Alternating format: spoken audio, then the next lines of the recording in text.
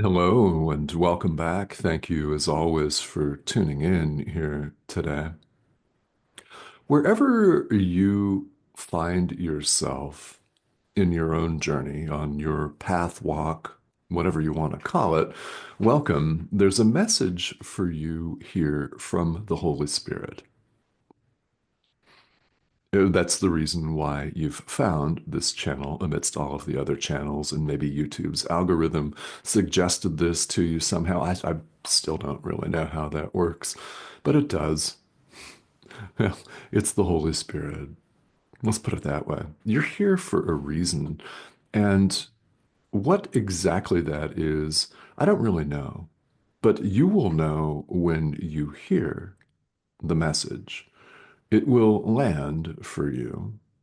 And should you choose to stick around to the end of this conversation, which of course I invite you to do, there will be at least one message, possibly many more, that you're meant to hear. You're intended to be here amidst all of the other channels on this one site alone, which is huge. YouTube is huge. Not to mention the breadth of the rest of the internet. It's mind-bogglingly large. Out of all of the information that's out there, here you are, which should tell you something. It should tell you everything you need to know. So, welcome, no matter where you live in the world, no matter whether you're a Course in Miracles student or not. This video is still for you, and whether you're a longtime student, as many of you are, or whether you're newer or just checking this out, there's a reason why you're here. Because whether you've been through the text of A Course in Miracles or not, doesn't make any difference. Something will land and connect for you. We're on chapter 23, section 4, as we progress through the text of A Course in Miracles. This section is entitled Above the Battleground. And what it is an invitation for us to forgive. Does that sound like the rest of the course? Oh, why would that be, I wonder? Hmm, yeah. It's the practical centerpiece of A Course in Miracles, our true forgiveness. Forgiveness in the Course is not the same as we commonly think of it in the world.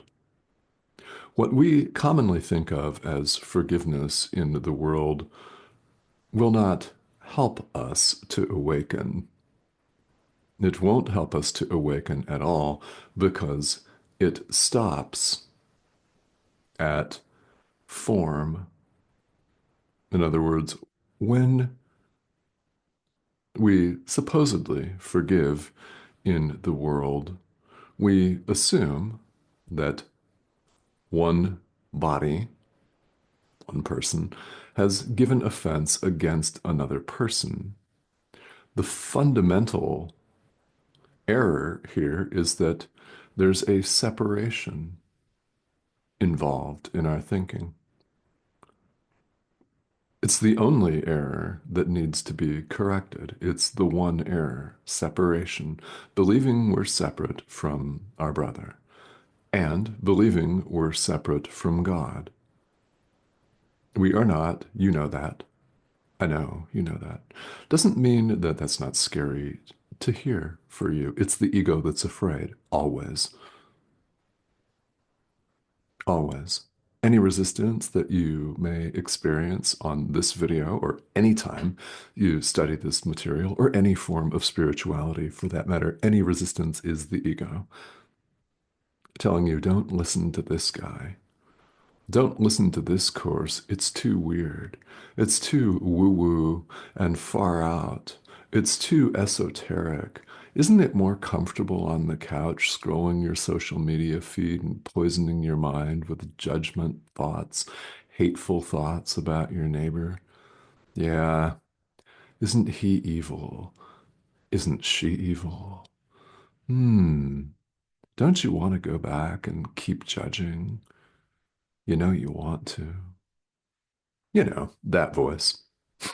I mean, it says different things and sometimes shouts at us and is very profane from time to time, sometimes attempting to win us over with guile, with deception, with shiny objects, other times brutally smacking us.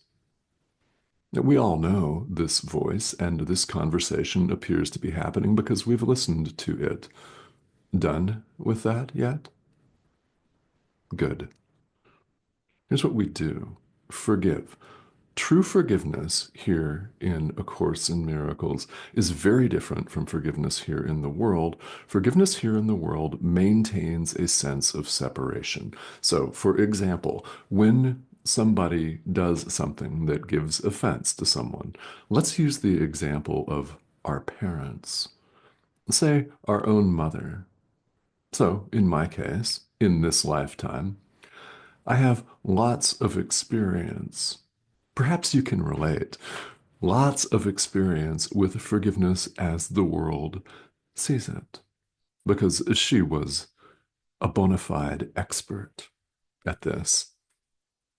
Forgiveness with strings attached that maintains a firm sense of separation, starting with the premise that something that someone does, i.e., let's say me, as a teenager pushing boundaries and stuff. Let's leave it at that here for the purposes of this video. Forgiveness as the world sees it goes like this.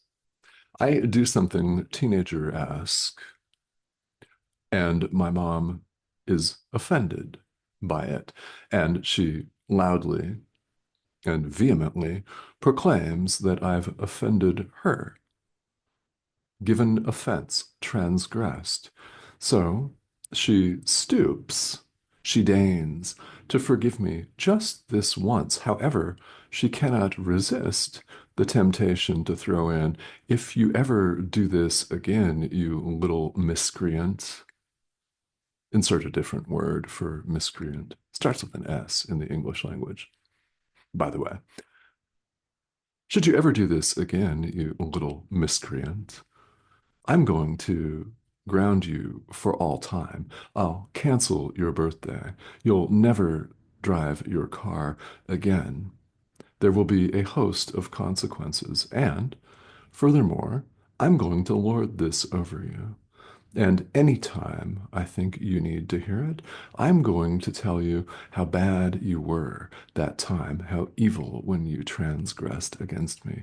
And I'm going to feel vastly superior and lord this over you for all time. So, what's wrong with this picture? Everything. Is that forgiveness? No. Yet here in the world, it passes for forgiveness. Why is it not true forgiveness? It maintains very firmly a sense of separation, where one who apparently is transgressed against, in this case my mother, deigns and stoops to a low level of teenage miscreant and supposedly forgives them this time, but with a string of consequences, potential consequences attached, and continuing to remind said teenager of the time that he did this or he did that. And it's a long list. I mean, I had fun, didn't you? And things like that. Forgiveness with strings attached, with consequences attached, maintaining this sense of separation, which we mistake for our reality. Forgiveness, as taught in this course, is a completely different perspective. Here in chapter 23, section 4, Jesus uses a very, very helpful visual image, and you may find this very helpful as well, as seeing all of this from above the battleground. Forgiveness, as taught in this course, looks right past the illusion of separation, the illusion of separate physical bodies that appear to be doing battle with each other here in the world. I mean, that's what it looks like, isn't it? It seems very real to us. We've made it real in our own mind, all of this supposed separation. So here we're doing battle with each other, and it doesn't have to be an out and out war with airplanes and tanks and guns and lots of mass carnage. I mean, that is how it plays out in extreme cases, but this war is going on in our mind all of the time when we assume that we're separate from our brother and we judge him or her accordingly. Quite simply, that is an attack. It's an attack thought. And you may think, okay, well, it's pretty benign. Yet, judgment is judgment. A separation thought is a separation thought. This course invites us to see it differently, from above the battleground, so to speak, with this world of bodies being the battleground. And we're doing battle based on exterior form and exterior divisions that appear to be outside us. Nation states appear to be doing battle against nation states. And people appear to be doing battle against people, individuals or groups of people. Doesn't matter. We've set our economic systems up so that we're in competition with one another. Separation idea. And, just saying, we've set up everything in this world so that we can reinforce the idea that we're separate from each other and we're separate from God, and we're not. And you know that we're not. That, incidentally, whether it hit you in those very words or not at the time, is the reason why you're on the spiritual path. It's the reason why we're all on the path, because we have had the experience of knowing something, just knowing deep down, recognizing that there's more to it. There's way more meaning to our experience than just meeting the needs of this, and that we're actually way more than just this. Yes, simply yes to that. You know that. Yet we don't live our lives accordingly because we're so conditioned to think we're individuals that we want to stay in the battleground and do pitched battle with one another in our mind, even if we don't violently lash out, even if we don't say anything or write anything or tweet anything or text anything nasty, which of course we could and we have. You know, all of these thoughts are taking place in our mind. They don't leave our mind. Poisonous thoughts remain in the mind of the thinker. Now, so too do our loving thoughts. The miracle of true forgiveness remains in the mind of the thinker as well. So we're invited to see things from a different perspective, from above the battleground, so to speak, with this world of bodies being the battleground. We're invited to look at this scenario with the Holy Spirit, with our inner teacher. We're invited to forgive. And we very well can recognize all of the signs that we need to forgive. How can I say this? Anything that is not 100% joyous, 100% joy. Anything that annoys you, anything that rankles you or makes you angry or sad or frustrated, depressed, afraid, anxious, and ready to lose it in whatever form that may take, is an opportunity for forgiveness. What do? We look at the situation with the Holy Spirit from above the battleground, recognizing that what appears to be happening in our lives is just a surface level and going beyond it to the truth of who and what we really are. And you do know what that is. Go there with yourself. We, with the help of our inner teacher, the Holy Spirit, look at the situation differently from above the battleground. And we can see that the miracle of true forgiveness, instead of attack, murder, more judging and blaming, is the solution. We see it differently. And we're overlooking the whole battleground. We're overlooking differences and seeing our brother as he really is. Now, here's the really important part about this. As you see your brother, so you see yourself. That can hardly be a revolutionary statement.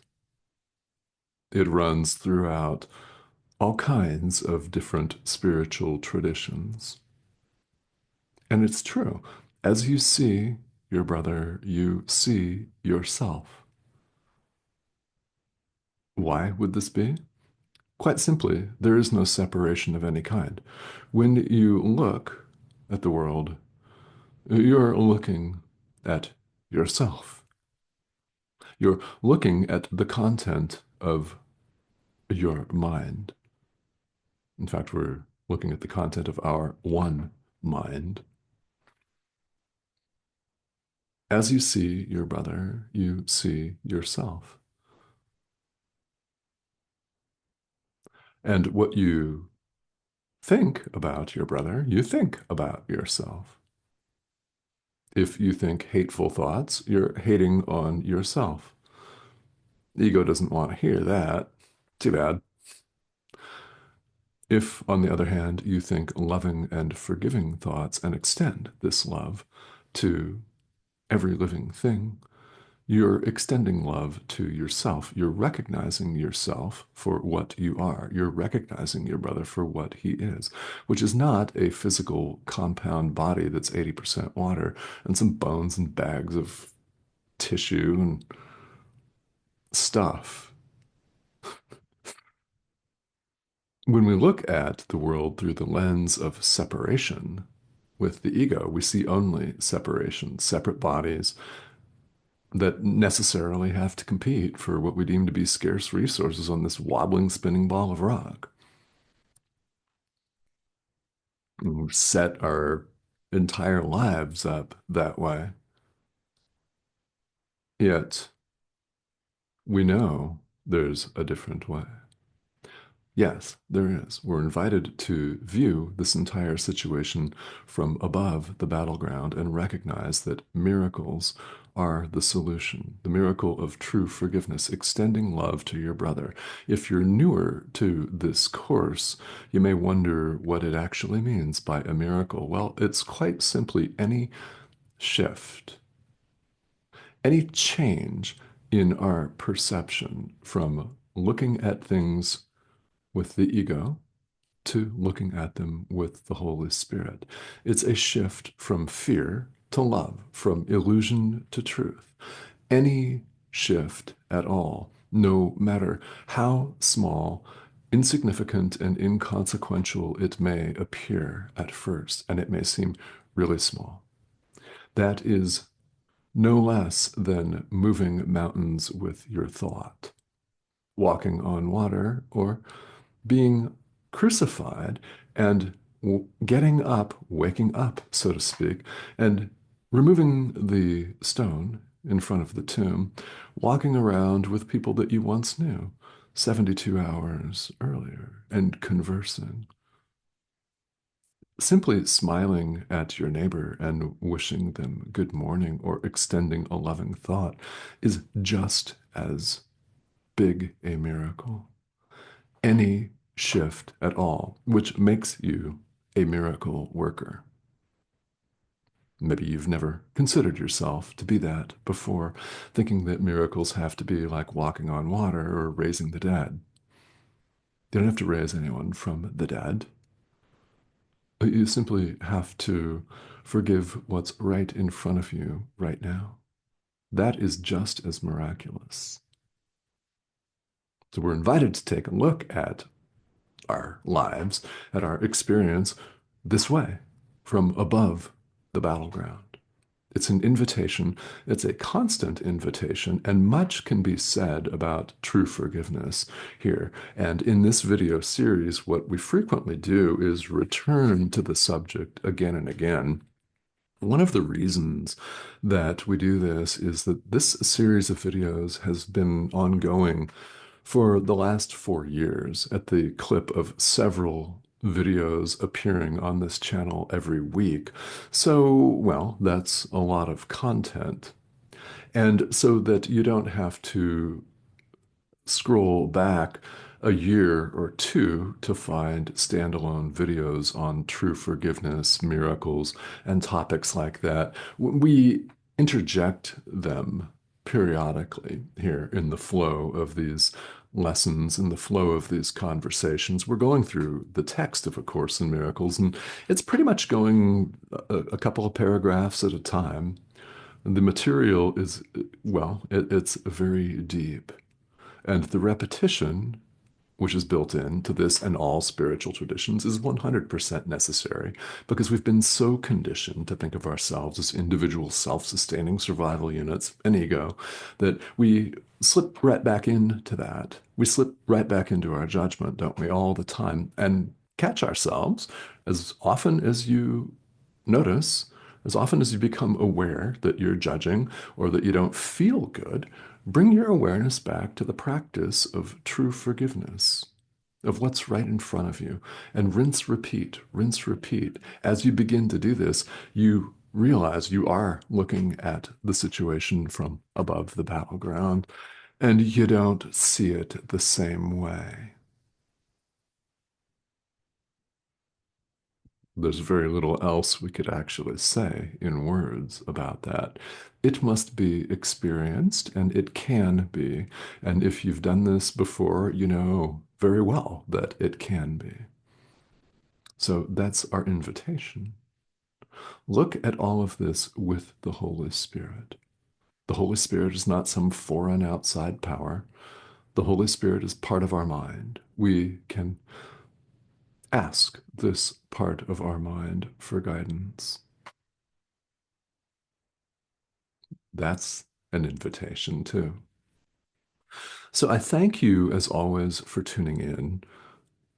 You'll find that this course generates lots of questions, doesn't it?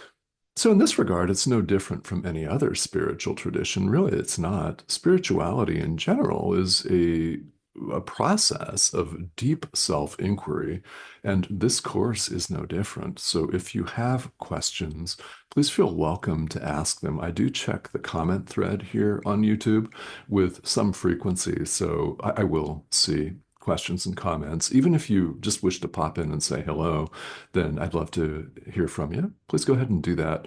And thank you to those of you who have recently subscribed here. Again, several videos appear here each week, and well, the subscription prompt's here. This little icon. Click that, you'll be invited to join us. And well, I thank you as always for tuning in.